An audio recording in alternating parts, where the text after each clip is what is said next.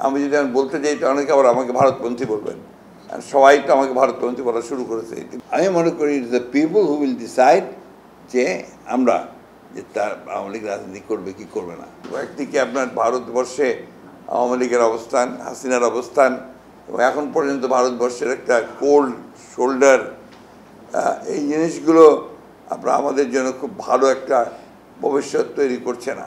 চীনের পলিটিক্সের মধ্যে আপনার আবেগ টাবেগ কম, আগে ছিল বহু আগে, এখনটা পুরোপুরিভাবে আপনার স্বার্থ সংশ্লিষ্ট তাদের নিজেদের।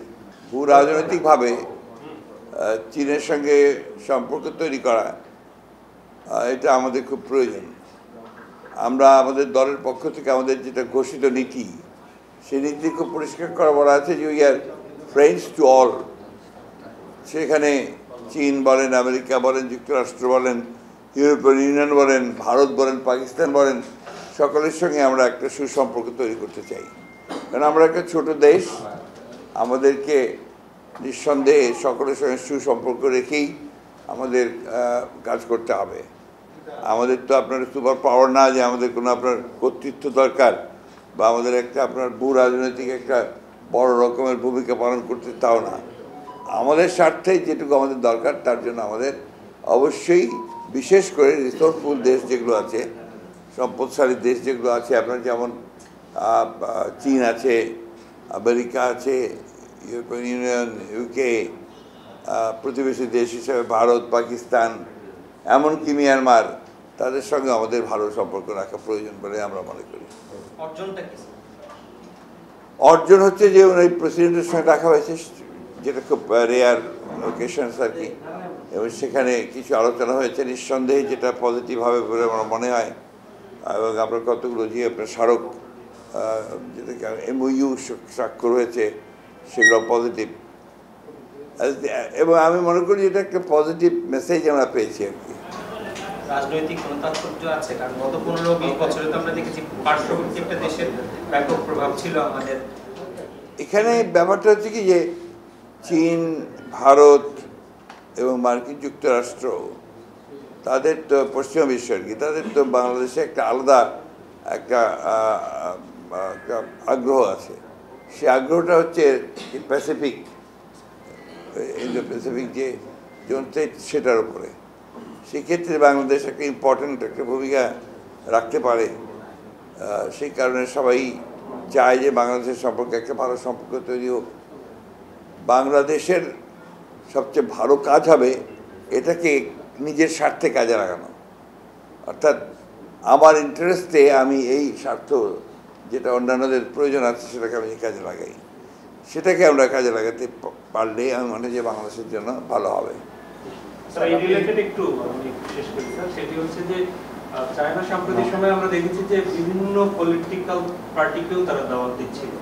তো বিগত সরকার, যারা ফ্যাসিবাদী সরকার আমরা বলি, যে এর মধ্যে আলাদা কোনো বিষয় আছে কিনা, বা রাষ্ট্রপ্রধানের আগেও গিয়েছে, এখনো না। ব্যাপারটা হচ্ছে যে 5 তারিখের পরে তো একটা মৌলিক পরিবর্তন হয়েছে।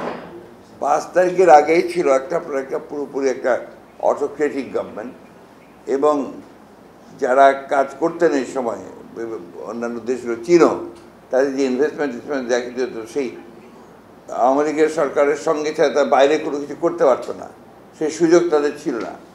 এবং তখন চীনও অন্য দলগুলোর সঙ্গে সম্পর্ক রাখে নাই, বাস্তবতা যেটা আর কি। আমরা তাদের অনেক পুরনো বন্ধু, আমাদের সঙ্গেও কিন্তু তখন চীনের সম্পর্ক খুব কোল্ড ছিল। কিন্তু 5 তারিখের পরে সেটা সম্পূর্ণ বদলে যায়। এবং প্রথম যে আলোচনা যেটা আমাদের সঙ্গে তাদের হয়েছে, চীনের অ্যাম্বাসেডারের সঙ্গে আমার নিজের কথা হয়েছে, তার পরপর কতগুলো মিটিং হয়েছে, এবং আমাদের টিম গেছে, ডেলিগেশন যাচ্ছে, আরও যাবে সামনে। এটা মনে হয় চীনের একটা প্র্যাগমেটিক যে পলিটিক্স, যেটা চীন সবসময় করে এসছে। চীনের রাজনীতি কিন্তু আমরা হচ্ছে বাস্তববাদী রাজনীতি, প্র্যাগমেটিক পলিটিক্স, সেটা চীন সবসময় করে। সেজন্য আমি সবসময় এটাকে, তাদেরকে আমি মনে করি যে অ্যাপ্রিসিয়েট করার মতো। চীনের পলিটিক্সের মধ্যে আপনার আবেগ টাবেগ কম, আগে ছিল বহু আগে, এখনটা পুরোপুরিভাবে আপনার স্বার্থ সংশ্লিষ্ট তাদের নিজেদের। এই জিনিসটা হওয়া উচিত বলে আমি মনে করি।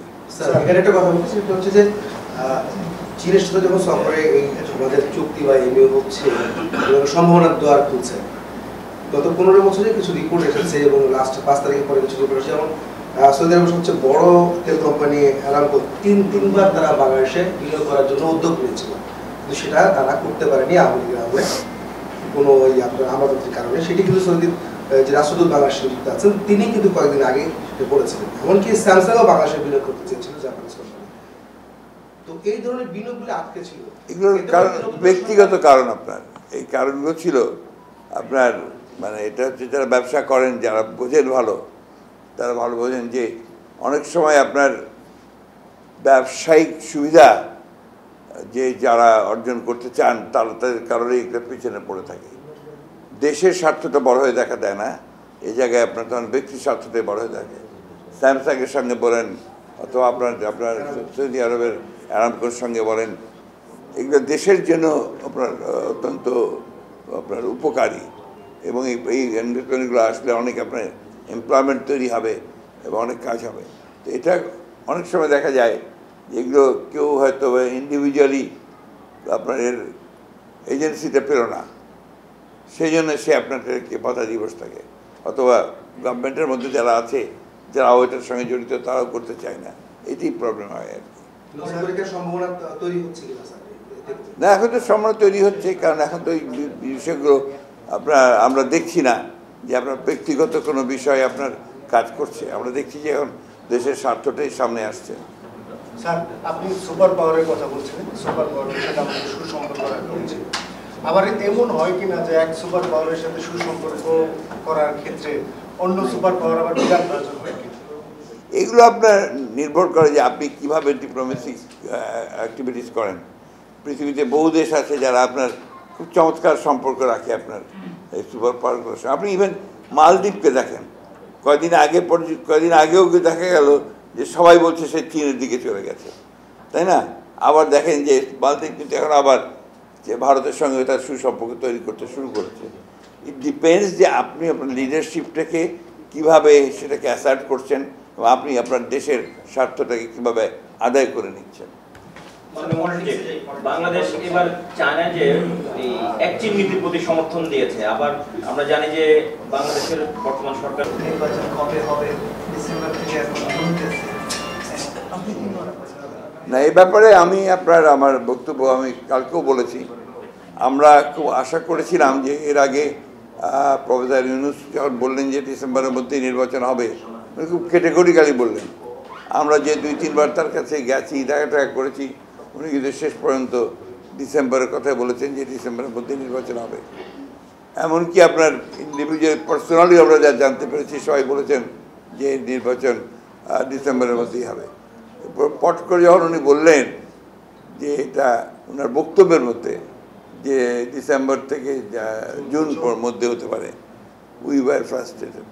কারণ আমরা মনে করি যে কথা আমরা বারবার করে বলছি, যেটা আবার অনেকে ভুল ব্যাখ্যাও করেন, আমরা মনে করছি যে বাংলাদেশের যে রাজনৈতিক সংকট, এই একদিকে আপনার ভারতবর্ষে আওয়ামী লীগের অবস্থান, হাসিনার অবস্থান, এবং এখন পর্যন্ত ভারতবর্ষের একটা কোল্ড শোল্ডার, এই জিনিসগুলো আপনার আমাদের জন্য খুব ভালো একটা ভবিষ্যৎ তৈরি করছে না।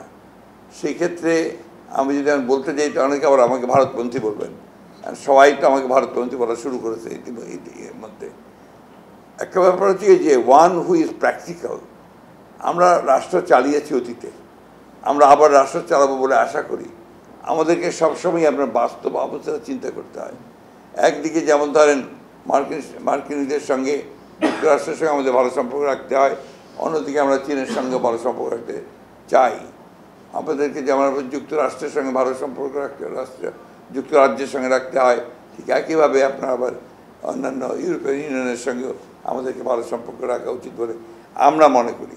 এটা বাংলাদেশের এটা যে জিওপলিটিক্যাল যে অবস্থান, রাজনৈতিক যে অবস্থান, অর্থনৈতিক যে অবস্থান, সব মিলিয়ে এটা ডিমান্ড করে যে Bangladesh should be friends to all.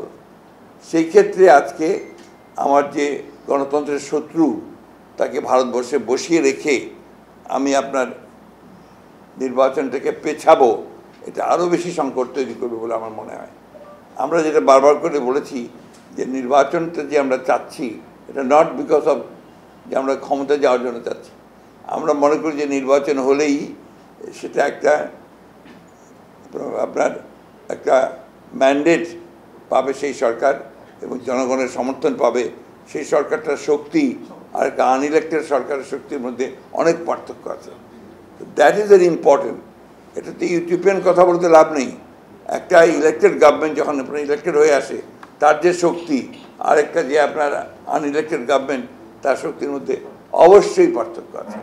আমাদের প্রশ্নটা ওই জায়গায় যে আমরা যদি ইলেক্টেড হয়ে যাই, ইলেকশন যে হয়ে যায় তার একটা শক্তিশালী অবস্থান দাঁড় করাচ্ছে। আর যেহেতু BNP is committed for reforms, এটা তো আজকে না, আমরা 2 বছর আগে এমন কিন্তু আরও আগে আমরা আপনার 2016-তে আমরা আপনার ভিশন দিয়েছি। So it is our commitment যে আমরা আপনার পরিবর্তনটা চাই। তখন তো আপনার এই প্রশ্নগুলো আসেনি। আমরা 2016-তে যে ভিশন দিয়েছিলাম তখন কিন্তু আমরা অন্যান্য ছেলেপেলেদের সমস্যাগুলো ছিল না, কিন্তু এখন তো তখন আমরা বলেছি যে আমাদের মনে হয়েছে যেটা কাঠামোগত পরিবর্তন করা দরকার। ঠিক একইভাবে আমরা 22 সালেও কাঠামোগত পরিবর্তনের জন্য এককভাবে নই, আমরা অন্যান্য রাজনৈতিক দলগুলোর সঙ্গে প্রায় 42টা রাজনৈতিক দলের সঙ্গে কথা বলে আমরা কিন্তু আপনার ওই জায়গায় এসেছি, 31 দফার জায়গায় এসেছি। আপনারা জানেন যে এর জন্য কত মূল্য আমাদেরকে পে করতে হয়েছে। আমরা 10ই ডিসেম্বর আপনার জনসভা ঠিক করলাম আপনার ইসের সামনে, পার্টি অফিসের সামনে। সেখানে আমাদের দিল না, সেখানে মারলো, সেখানে আমাদের লোক শহীদ হলো, গুলি করে হত্যা হলো। শেষে গোলাপবাগে পাঠিয়ে দিল আমাদেরকে। সেইখানে 10 দফা আমরা দিয়েছি। অর্থাৎ we have paid lot of price for রিফর্মসেরটা আনতে। শুধু এই জিনিসগুলো কিন্তু আপনার ভুল ব্যাখ্যা করা হচ্ছে বিভিন্নভাবে, এবং এই ব্যাখ্যাগুলো করার পেছনে কারণ হচ্ছে একটা, যে বিএনপি এখন সবচেয়ে জনপ্রিয় রাজনৈতিক দল। সুতরাং বিএনপির জনপ্রিয়তাকে যদি কমিয়ে ফেলা যায় তাহলে যারা আপনার একদিকে বিএনপির বিরুদ্ধে অথবা দেশের বিরুদ্ধে অথবা গণতন্ত্রের বিরুদ্ধে তারা ফায়দা লুটতে সহজ হয় তাদের পক্ষে। স্যার, এখানে আপনার কথা খুব পরিষ্কার, কিন্তু গত কয়েকদিন দেখছি যে বলা হচ্ছে সামাজিক যোগাযোগ মাধ্যমে কিন্তু অনেক কথা আসছে। গতকাল আপনি কথাটা একটু কাজ করেছিলেন আমাদেরকে, এটা হচ্ছে যে একটি পরিবারকে সহায়তা দিতে সংস্কার পেছনে যাবে না। কেউ বলছেন যে আকাঙ্ক্ষা তৈরি করছে 5 বছর ডক্টর ইউনূসকে তারা দেখতে চান। এই বিষয়গুলি আসলে দেশকে আমি একটা কথা বলি আপনাকে, কতগুলো বাস্তবতা আছে প্রত্যেকটা দেশের এলাকার রাজনীতির, কতগুলো বাস্তবতা আছে। কেনেডি ফ্যামিলি যখন আপনার রাজনীতি করে আপনার আমেরিকাতে, তখন সেটা দোষ হয় না, তাই না? অথবা বুশ ফ্যামিলি যখন আপনার রাজনীতি করে তখন সেটা দোষ হয় না। বাস্তবতাগুলো দেখুন, আমেরিকাতে বেশিরভাগ সিনেটররা ইলেক্টেড হয় বংশানুক্রমে, অনেকেরই আছে, দেখবেন আপনি একটা ছেলে হচ্ছে, তার ছেলে হচ্ছে, বাচ্চা হচ্ছে, সেখানে দোষ হয় না। আর বাংলাদেশে হলে দোষ হয়ে যায়। আর বাংলাদেশের বাস্তবতাটা কি? খালেদা জিয়া রহমান সবচেয়ে জনপ্রিয় নেতা, এটা অস্বীকার করতে উপায় নেই। আপনি দাঁড় করান তারেক রহমানের সামনে যে কোনো নেতাকে দাঁড় করান, এখন বর্তমানে যারা আছেন, আশেপাশেও যেতে পারবে না বলে আমি মনে করি। এটা নট অনলি বিকজ যে সে জিয়া রহমানের ছেলে অথবা আপনার খালেদা জিয়ার ছেলে, সে ইতিমধ্যে তার নেতৃত্ব প্রতিষ্ঠা করতে সক্ষম হয়েছেন উনি, এবং গত কয়েক বছরে তিনি দেশকে, জাতিকে একটা পথ দেখানোর চেষ্টা করেছেন। এই 31 দফাটা দিয়েই তো তিনি একটা তার জায়গা করে নিয়েছেন, তাই না? তো সেইখানে আমরা পছন্দ করি না, সুতরাং বলবো যে পছন্দ করি না। আর ওই পছন্দ করা না করার সঙ্গে তো দেশের ভালো মন্দের সম্পর্ক আছে। তো আমরা কলিমুদ্দিন সলিমুদ্দিনকে দিয়ে বসায় দিয়ে তো আপনার ওই যে পরিবারতন্ত্রের কথা বাদ দিতে পারি না। ওই যে কৃষক সাদেক ছিল একজন কৃষক সাদেক, সে প্রেসিডেন্ট ইলেকশন দাঁড়াতো, হ্যাঁ, তাই মনে আছে আপনার? সে আপনার একটা নিজে রিক্সার মধ্যে উঠে পোস্টার নিয়ে গিয়ে গাছে গাছে পোস্টার লাগে তো সেই অবস্থা তো না। ব্যাপারটা হচ্ছে যে এখন আপনার আরেকটা ব্যাপার হচ্ছে কি, আপনাদের মিডিয়া তো আসলে ভীষণ ভাইব্রেন্ট, এবং আপনাদের মিডিয়া কিন্তু পাবলিক ওপিনিয়ন তৈরি করার ব্যাপারে সব সময় সব ক্ষেত্রে পৃথিবীর সবসময় একটা বড় ভূমিকা পালন করেছে। এখন এখানে সবচেয়ে বড় প্রবলেম দাঁড়িয়ে গেছে আপনার সোশ্যাল মিডিয়া। আপনাদের তো তবু কিছুটা এথিক্স আছে, কিছুটা জবাবদিহিতা আছে, আপনাদের জবাবদিহি করতে হয়। সোশ্যাল মিডিয়াতে কোনো জবাবদিহিতা নাই, জঘন্য ভাষায় কথাবার্তা বলা হচ্ছে। আপনি বলেন কোন এথিক্সে বলবেন? যখন মির্জা আব্বাসকে বলা হয় শুয়োরের বাচ্চা, মিল্টন না কি আছে একটা, কি নাম ওটার, জ্যাকব মিল্টন, সে গালিগালাজ করছে, শুয়োরের বাচ্চা বলছে। এটা কোন এথিক্সে বলবেন? জার্নালিজমের, মিডিয়ার কোন এথিক্সে আপনারা বলবেন এটাকে যেটা গ্রহণযোগ্য? আরেকজন আছেন বিখ্যাত মানুষ, না বলতে চাই না, যিনি সোশ্যাল মিডিয়া করে বিখ্যাত হয়ে গেছেন। তার মুখের ভাষা শুনে তো আমার সন্দেহ হয় যে আমরা কোনো সভ্য দেশে বাস করছি কিনা। আমি জানি এই কথাটা এখন আমাকে গালিগালাজ শুনতে হবে, আমি জানি। হ্যাঁ, এই যে বিষয়টা হচ্ছে সেগুলো আমরা যারা পজিটিভ পলিটিক্স করি, আমরা যারা ইতিবাচক রাজনীতি করি, আমরা যারা গঠনমূলক কনস্ট্রাকটিভ পলিটিক্স করি, আমরা ভাঙতে চাই না, আমরা গড়তে চাই। আমরা যারা সৃজনশীলতার রাজনীতি করি, আমরা শুধু ভেঙে দিতে চাই না। আজকে ভেঙে দিয়ে কোন দিকে নিয়ে যাচ্ছেন আপনারা? তারা কোন দিকে নিয়ে যাচ্ছে? পেছনে, ব্যাকওয়ার্ডনেস। তাদের কথাবার্তা শুনলে মনে হবে যে আমাকে সে প্রাগৈতিহাসিক যুগে, মধ্যযুগে নিয়ে যাচ্ছে। আমি তো মধ্যযুগে যেতে চাই না ভাই, আমি আধুনিক যুগে, আধুনিক রাজনীতি, আধুনিক চিন্তা ভাবনার মধ্যে থাকতে চাই। আমরা যখন ছিলাম সব ভালো করেছি তা তো বলছি না, ভুল হয়েছে, ত্রুটি হয়েছে। আমরা তো নতুন নতুন প্রস্তাব নিয়ে এসেছি, নিউ প্রপোজাল নিয়ে এসেছি। সেই প্রপোজালগুলো দিয়ে বিচার করুন এবং আমাদের যে কাজগুলো সেগুলো দিয়ে বিচার করুন। এখন একজন লোক, সে যে কোনো কারণেই হোক, তার জনপ্রিয়তা অনেক বেশি হয়ে গেছে সোশ্যাল মিডিয়াতে, তিনি যা খুশি তাই বলবেন, আর জাতিকে সেটাই মেনে নিতে হবে। অ্যানার্কি, আমি তো তাদের কথার মধ্যে অ্যানার্কি খুঁজে পাই, নৈরাজ্য খুঁজে পাই। আমি জানি আরও বেশি গালিগালাজ করবে আমাকে। একটু নিয়ে আমি চিন্তা করি না। আমি আমার পথে সবসময় একক ছিলাম, নিষ্ঠাবান ছিলাম, আমি নিষ্ঠাবান থাকবো। আমার জায়গা থেকে আমি কখনো সরি না। আমি আছি, আমি এগুলো বলবো। অনেকে আমাকে বলছে আপনি না বললেই পারেন, না বললেই পারেন বললে আমি আমার দায়িত্ব পালন করব না। আমার যেটা ভালো বলি সেটাকে ভালো বলতে হবে, যেটাকে খারাপ বলি সেটাকে খারাপ বলতে হবে। আমি পপুলিজমের পলিটিক্স করতে চাই না, সো কল্ড পপুলিজম, এই রাজনীতি আমি করতে চাই না। এতে যদি আমি বের হয়ে যাই, রাজনীতি থেকে বের হয়ে যাবো, আই ডোন্ট কেয়ার। জনগণের তো অ্যালার্ট হওয়ার সবচেয়ে দুর্ভাগ্যজনকভাবে হলেও সত্য, জনগণ এসব ব্যাপারে আপনার সবসময় অ্যালার্ট হতে পারে না, বিভিন্ন কারণে। এগুলো অ্যানালাইসিস করতে গেলে অনেক সময় লাগবে, পারে না। জনগণের মধ্যে একটা আবেগ কাজ করে, গুজব কাজ করে। আপনার যে দেশে মব কিলিং হয়, মব জাস্টিস হয়, সেখানে আপনি যুক্তি কতটা খুঁজে পাবেন? কথা নেই, বলতে যে আপনি আমি বলে দিই এই পকেট মারে নিয়ে গেল, বা সাথে সাথে মেরে ওকে ওখানেই শেষ, ভবলীলা সাঙ্গ। How do justify? রাষ্ট্র থাকে, আইন থাকে, থাকে না তো। এই বিষয়গুলো বাস্তবতা আর কি।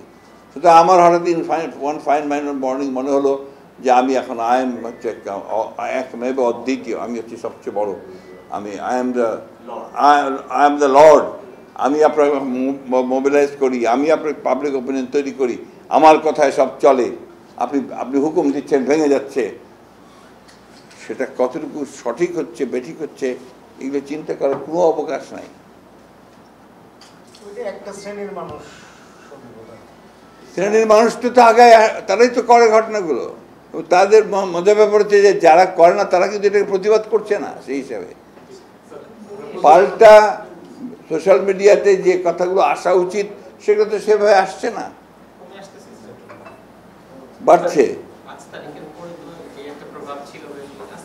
পৌঁছেছে। স্যার আরেকটু আসলে পলিটিক্সে আপনারা শুরু থেকেই রোডম্যাপ, সুনির্দিষ্ট রোডম্যাপের দাবি জানিয়ে আসছেন। প্রধান উপদেষ্টা একবারও কিন্তু আপনাদের কাউন্টারে এখন পর্যন্ত কোনো বক্তব্য দেননি, উনি গড়পড়তা কথা বলে যাচ্ছেন, বরং ডিসেম্বর থেকে জুন একটা কনফিউশন নতুন করে তৈরি হওয়া। আপনাদের বৃহৎ অনুশীলন হিসেবে বিএনপির বক্তব্যকে আমলে নিচ্ছেন অন্তর্বর্তী সরকার, বা খানিকটা অ্যাভয়েড করছে আপনাদের এই দাবিকে? আমার কাছে যেটা মনে হয় ফ্র্যাঙ্কলি স্পিকিং, যে সুনির্দিষ্ট রোডম্যাপ না দেওয়াটা এটা ওনাদের কিছুটা, I am sorry to say, এটা আমাদের রাজনৈতিক অনভিজ্ঞতা থেকে আসছে।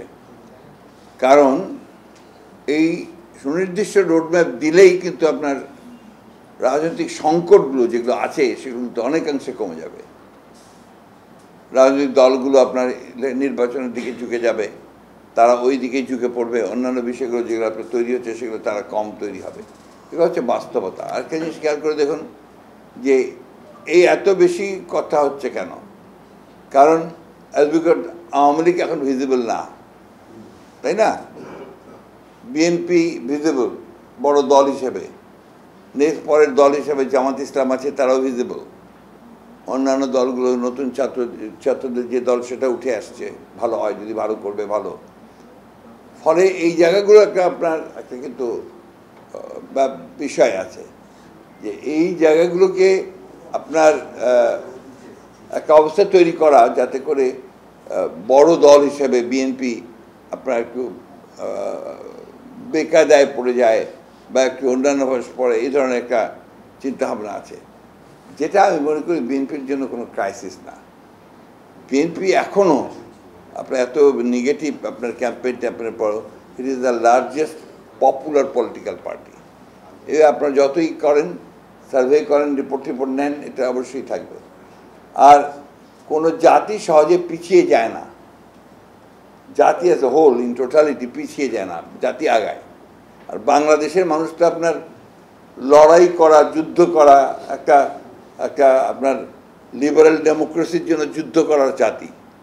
এই কথাটা ইম্পর্টেন্ট। লিবারেল ডেমোক্রেসি, বাংলাদেশের মানুষ লিবারেল ডেমোক্রেসি, বাংলাদেশের মানুষ ধর্ম মানে ভীষণ ধর্মবিরোধী, ধর্মান্ধ নয়। তাকে দিয়ে আপনি কোনো ধর্মের কারণে কোনো কিছু করাতে পারবেন না, এটা করে না বাংলাদেশের মানুষ। আজ পর্যন্ত দেখেনি যে প্রায় 54 বছর হয়েছে, 54 বছর এই বাংলাদেশের মানুষ কিন্তু ধর্মকে নিয়ে আপনার কোনো উন্মাদনা এখানে হয়নি। ছাপ লাগানোর চেষ্টা করেছে আওয়ামী লীগ তার নিজের স্বার্থে, যে জঙ্গিবাদ বাড়ছে, অমুক বাড়ছে, তমুক বাড়ছে। তবে হ্যাঁ, ভয় আছে। আজকে যদি লিবারেল পার্টিগুলোকে যদি আপনার সুযোগ কম দেওয়া হয়, তাদেরকে যদি আপনার আটক করে দেওয়া হয়, তাহলে কিন্তু জঙ্গিবাদের উত্থানের যথেষ্ট সম্ভাবনা আছে। যেই জিনিসগুলো চিন্তা করা দরকার সকলে বলে আমি মনে করি। আপনাদের একটা অবস্থান নিয়ে আসলে মানে আমি নিজেও পরিষ্কার মনে হচ্ছে যে নিশ্চয়ই আপনি কিছুদিন আগে তো আলোচনা হচ্ছিল আর কি, মানে আওয়ামী লীগের রাজনীতিতে ব্যাক করা বা আওয়ামী লীগের নির্বাচনে অনেকে বলছেন যে আওয়ামী লীগ ছাড়া আগামী নির্বাচন যদি হয় ইনক্লুসিভ ইলেকশন হবে না, এবং বাইরে থেকেও আওয়ামী লীগকে রাজনীতিক একটা স্পেস দেওয়ার একটা চাপ রয়েছে। সেনা প্রধানের সঙ্গে ছাত্র নেতাদের বৈঠকে এই ধরনের কথা আলোচনা এসেছে। তো আওয়ামী লীগের রাজনীতি বা আওয়ামী লীগের আগামী নির্বাচনে অংশগ্রহণ নিয়ে আওয়ামী লীগ ব্যান করা নিয়ে আপনাদের অবস্থানটা আমার কাছে স্পষ্ট মনে হয় না কখনো। আমি আপনার কাছ থেকে আমরা তো রাজনীতি করি, আমাদের রাজনীতির মধ্যে নিশ্চয়ই আপনার কৌশল থাকবে, আমাদের রাজনীতির মধ্যে আমাদের কথার মধ্যে ডিপ্লোমেসি থাকবে, এটা বাস্তবতা, তাই না?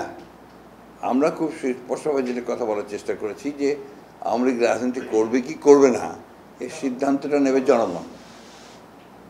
কিভাবে নেবে না নেবে সেই সিদ্ধান্তে পড়ে, কিন্তু আমি মনে করি it's the people who will decide যে আমরা যে তার আওয়ামী লীগ রাজনীতি করবে কি করবে না।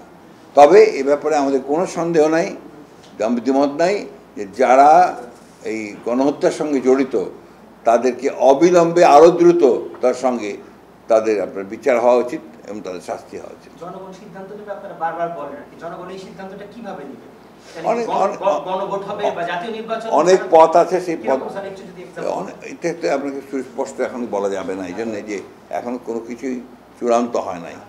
আপনার এই জিনিসগুলো তখনই চূড়ান্ত বলা যাবে যখন আপনার একটা চূড়ান্তভাবে যে সংস্কারের প্রক্রিয়াগুলো প্রস্তাবগুলো আসছে সেগুলো একটা আপনার শেপ নেবে, তখন সেটা বলা যেতে পারে। স্যার একটা প্রসঙ্গ, সেটি হচ্ছে মোহিত ভাই এই প্রসঙ্গ বলছেন, সেটি একটা প্রসঙ্গ আসলে বিএনপি নেতাদের কাছ থেকেও আমরা খুব স্পষ্ট বুঝতে পারি না বা যখন আলোচনা করি, সেটি হচ্ছে তারেক রহমান যদি আসে, ম্যাডামও এখন দেশের বাইরে, এখন খুবই একটা বিষয় সামনে আসে, তা হচ্ছে যে ওনার মামলা তো শেষ, তো ওনাকে আসলে কি নির্বাচনের আগে আসবে নাকি পরে আসবে? অনেকে বলে থাকে সামাজিক যোগাযোগ মাধ্যমে বিএনপি একদম ক্ষমতায় যাবে তারপরে আসবে, সুস্পষ্ট আসলে সুনির্দিষ্ট এই ব্যাখ্যাগুলো, সুনির্দিষ্ট ব্যাখ্যা একটা রাজনৈতিক দলের পক্ষে দেওয়া খুব কঠিন হয়।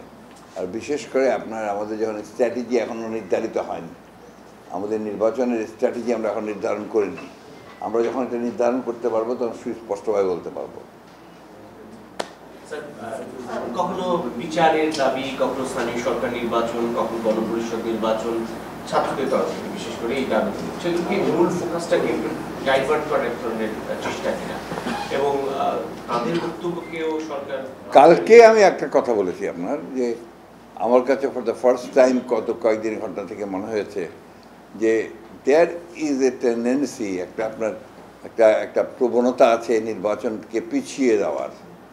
এটা একটা কনসিয়াসলি কিছু কিছু মহল তারা নির্বাচনকে পিছিয়ে দিতে চান, তাদের নিজেদের স্বার্থ থাকতে পারে, বিভিন্ন সমস্যা থাকতে পারে, সেই কারণে তারা এটা করতে চান, কিছুটা পিছিয়ে দেওয়ার জন্য নির্বাচনকে পিছিয়ে। সংস্কারের কারণে পেছানোর আমি কোনো যৌক্তিক কারণ খুঁজে পাই না, কারণ সংস্কারের মতো চলবে, আপনার নির্বাচনের মতো চলবে। তারপর তো আমরা বলেছি যে একটা অর্থবহ নির্বাচনের জন্য, গ্রহণযোগ্য নির্বাচনের জন্য যেটুকু ন্যূনতম আপনার সংস্কার করা দরকার, আপনার বিশেষ করে নির্বাচন ব্যবস্থার, বিচার ব্যবস্থার, আইন শৃঙ্খলার ব্যাপারটা, এটা দ্রুত করতে হবে। গতকাল আপনি বলেছেন যে জনগণের প্রয়োজনে আমরা রাজপথে নামব, অবশ্যই এখন কি তার প্রয়োজনীয়তা হতে পারে? যদি হয়, যদি দেখা যায় যে আপনার নির্বাচনের ব্যাপারে আপনার বিভিন্ন রকম সমস্যা তৈরি হচ্ছে, তো নির্বাচনটা তো দরকার জনগণের স্বার্থে, তাই না? সেই কারণেই আমরা মনে করি যে ইন দ্যাট কেস আমাদেরকে আবার রাস্তায় রাখতে হতে পারে।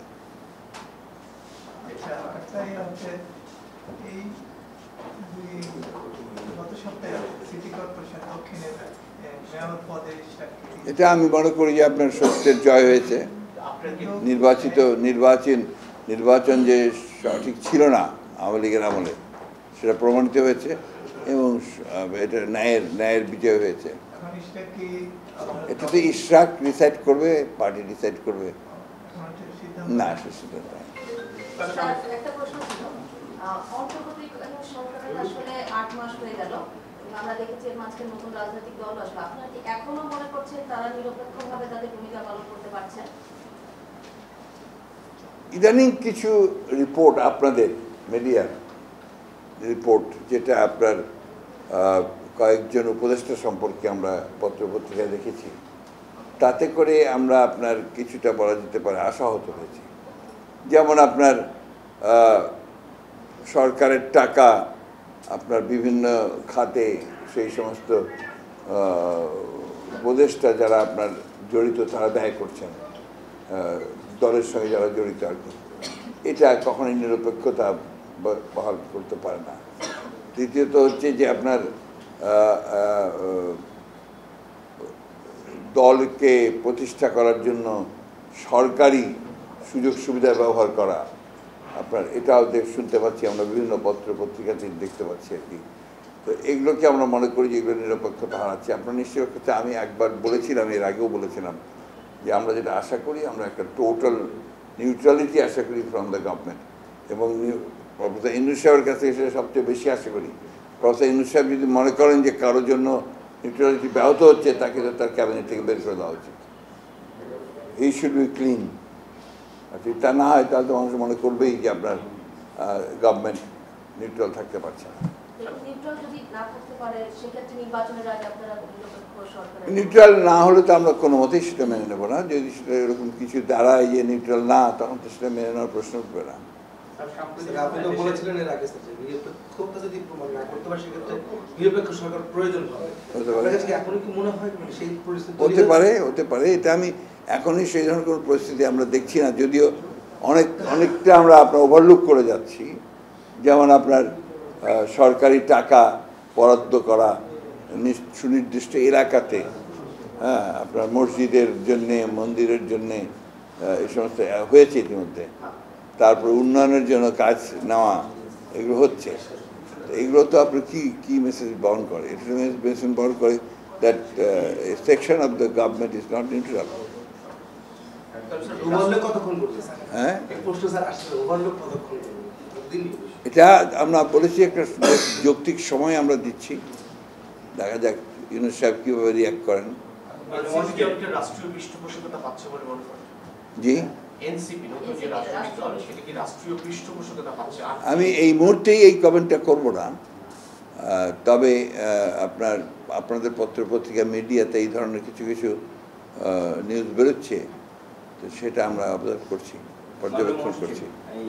আপনি কিছুক্ষণ আগে বলছিলেন যে ইদানিং সোশ্যাল মিডিয়াতে মানে ভারতপন্থী হিসাবে বিএনপিকে চিত্রায়িত করার আপনাকেও যেমন বলছে, তো আপনারা যদি নির্বাচিত হন বা আসেন তাহলে যদি ভারতের সুবিধা হয় ওনাদের বক্তব্য অনুসারে, আর যদি এই সরকার কন্টিনিউ করে, অন্তর্বর্তীকালীন সরকার থাকে, এমন একটা যদি অস্থির অবস্থা থাকে, তো সবার জন্য তো আসলে গোলা পানিতে মাছ শিকার করাটা সুবিধা, সেইটা ভারতের পক্ষে যাচ্ছে না বা যাবে না কেন? এরকম কোনো প্রতি উত্তর তো আপনারা দিচ্ছেন না। এই উত্তর তো ওরা দেবে, আমাদের উত্তরটা আমরা খুব পরিষ্কার করে দিচ্ছি।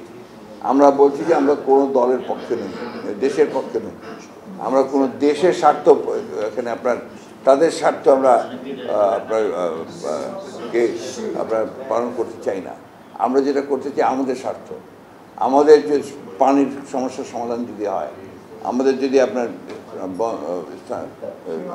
সীমান্তে যদি হত্যা বন্ধ হয়, আমাদের যদি আপনার ব্যালেন্স অফ ট্রেড এটা যদি ঠিক হয়, তাহলে আমরা আমাদের অবশ্যই সেগুলোতে আমরা গুরুত্ব দেব। সেই সঙ্গে ভারতও তার স্বার্থ দেখবে, তার সিকিউরিটির ব্যাপারগুলো তারা দেখবে। ঠিক একইভাবে পাকিস্তানের সঙ্গে আমাদের ট্রেড বাড়ছে, এই গভর্নমেন্ট ট্রেড বাড়িয়েছে, আমরা সেটা ওয়েলকাম জানাই। আরও ট্রেড বাড়ুক, সেটাও আমরা ওয়েলকাম জানাই। আপনার আমেরিকা ইন্টারেস্টেড হচ্ছে কিছু জায়গায় ইনভেস্টমেন্ট করার জন্য, যদি ইনভেস্টমেন্ট করে অত্যন্ত ভালো। চীন যদি ইনভেস্টমেন্ট করে এখানে ভালো। আমাদের লক্ষ্যটা হচ্ছে কি যে এখানে বাইরের দেশগুলো তারা ইনভেস্ট করুক, তাতে করে আমার এমপ্লয়মেন্ট বাড়ুক, আমার ইকোনমিটা আরও সমৃদ্ধ হোক, সচল হোক। That is my interest. কিন্তু ইন্ডিভিজুয়ালি এটা হচ্ছে আপনার ইচ্ছাকৃতভাবে আপনার চিহ্নিত করা, এটার পেছনে একটা উদ্দেশ্য আছে, হীন উদ্দেশ্য, যে বিএনপিকে আপনার এই ভারতপন্থী হিসাবে চিহ্নিত করা। 15-16 বছর না ভাই, বিএনপির জন্মের পর থেকে বিএনপি যে অবস্থান নিয়েছে সেটা হচ্ছে দেশের পক্ষে অবস্থান নিয়েছে। জিয়াউর রহমান থেকে শুরু করে আজ পর্যন্ত আমাদের একটা আপনার অ্যাকশন কি আমাদের দেশের স্বার্থের বাইরে গেছে? যায়নি, যাবেও না। কারণ আমরা একটা ন্যাশনালিস্ট পার্টি, জিয়াউর রহমানের আদর্শে আমরা দীক্ষিত, ম্যাডাম জিয়ার আদর্শে আমরা দীক্ষিত।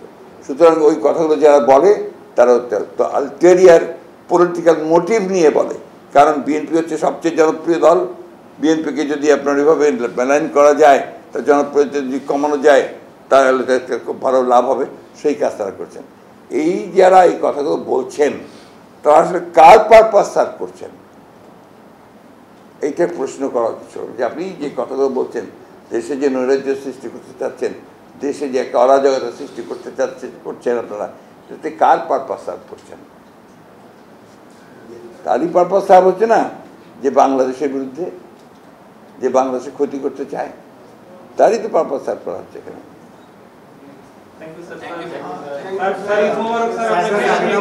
এই মোবারক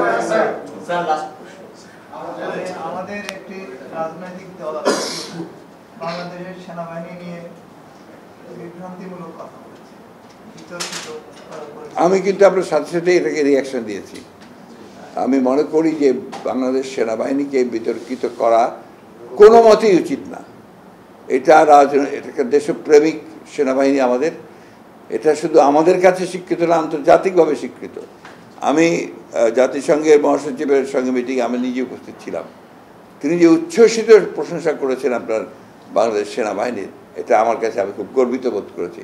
এবং 5ই আগস্ট বা সেই সময়টাতে যে ভূমিকা আপনার সেনাবাহিনী পালন করেছে, প্রমাণ করেছে যে বাংলাদেশ সেনাবাহিনী হচ্ছে দেশপ্রেমিক সেনাবাহিনী, জনগণের সঙ্গে সবসময় আছে।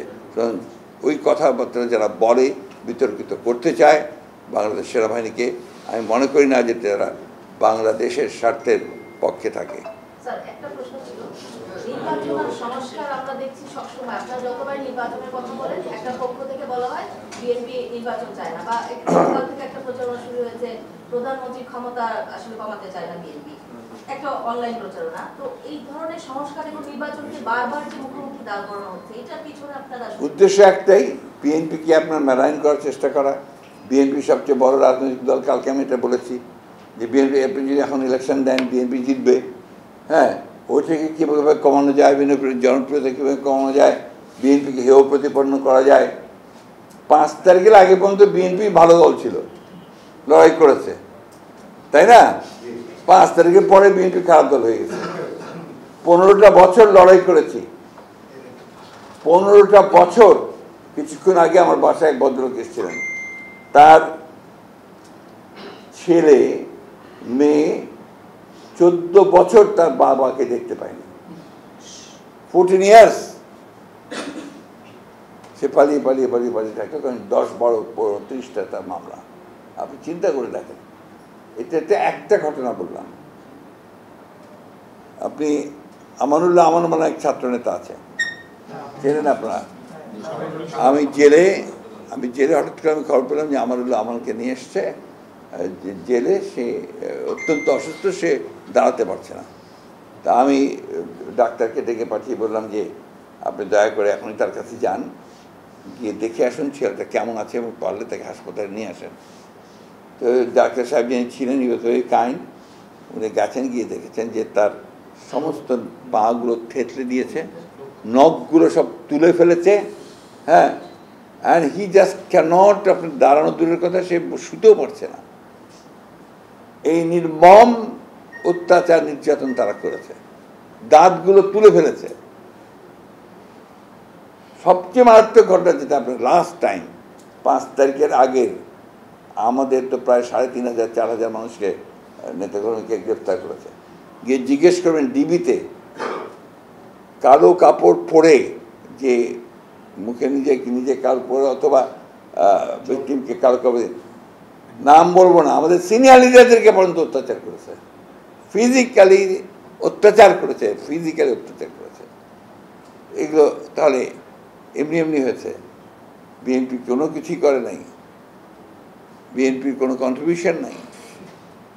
এগুলো শুনলে তখন আপনার কষ্ট হয়, দুঃখ হয়, কষ্ট হয়, মনের মধ্যে কষ্টটা। 11টা বছর ধরে আপনার এই 12 সাল থেকে শুরু হয়েছে আমাদের, 12 সাল থেকে আমরা আপনার এইভাবে জীবন কাটাচ্ছি। আমার মেয়ে পরিষ্কার করে বলেছে যে আমার বাবাকে তো আমরা পাইনি কোনোদিন, সে তার বক্তব্যে বলেছে। তো এই বিষয়গুলো তো আমাদের উপর দিয়ে গেছে, দিস আর ফ্যাক্টস। চিকিৎসা নাই, বিনা চিকিৎসায় মারা গেছে। ম্যাডামের লিভার সিরোসিস হয়েছে জেলের মধ্যে, এবং আমরা বিশ্বাস করি যে তাকে স্লো পয়জন করা হয়েছে। যদি তাকে জিজ্ঞেস করেন ম্যাডামকে, উনি বলবেন না, উনি সেই ধরনের মানুষ না, একবার জন্য বলবেন না। উনিকে যে ঘরের মধ্যে রাখা হয়েছিল, সেই ঘরটা ছিল স্যাঁতস্যাঁতে, তার সমস্ত দেয়ালগুলো ভেঙে ভেঙে পড়ছিল, এবং ইঁদুর দৌড়াদৌড়ি করতো, আপনার যা হয় আর কি, দৌড়াদৌড়ি করতো। তো এই বিষয়গুলো ফেস করেছে আমাদের ম্যাডাম। এখন এরপরেও আমি বলি না যে কাদম্বিনীকে মরিয়া প্রমাণ করতে হবে যে সে মরে নাই। হ্যাঁ, তো এখন আমাদের নতুন করে পরীক্ষা দিতে হবে। আলহামদুলিল্লাহ উনি এখন বেটার আছেন। কালকে তো ঈদ, আজকে ঈদ ওনাদের বোধ হয়, ঈদের ফ্যামিলির সঙ্গে 8 বছর পরে উনি ঈদ করবেন। This is a good thing for our madam. সম্ভবত যতটুকু শুনেছি আর কি, আমি ফাইনাল কোনো নিশ্চিত না, এপ্রিলের মাঝামাঝি সময় তিনি আসবেন। জি, ঈদ মোবারক সকলকে ভাই। সকলকে ঈদ মোবারক। অনেক একটু বলবেন, আমি একটু হালকা ছবি দিব। নেন।